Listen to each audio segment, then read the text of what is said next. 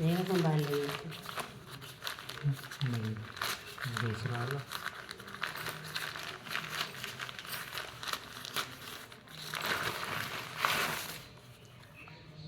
कैसे आया फटाफट।